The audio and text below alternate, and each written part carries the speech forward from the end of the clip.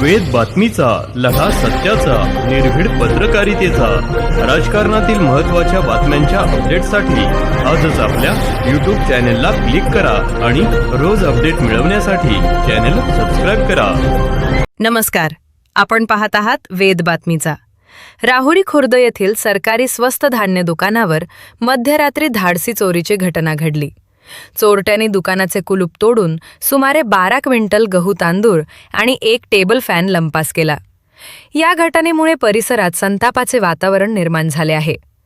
राहुरी खुर्द येथील हनुमान मंदिर परिसरातील काळूबाई महिला बचत गटाच्या सरकारमान्य स्वस्त धान्य दुकानात रविवारी पहाटेच्या सुमारास चोरी झाल्याचे उघडकीस आले.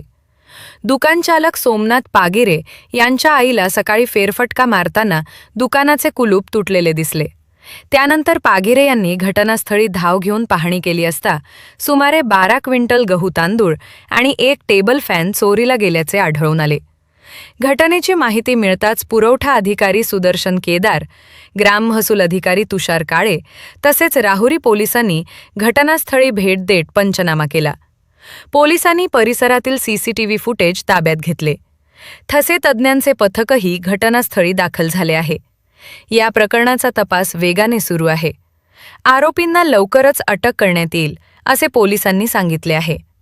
दीपक मकासरे, वेद बातमीचासाठी राहुरी. माझे नाव सोमनाथ भगवंत पागिरे.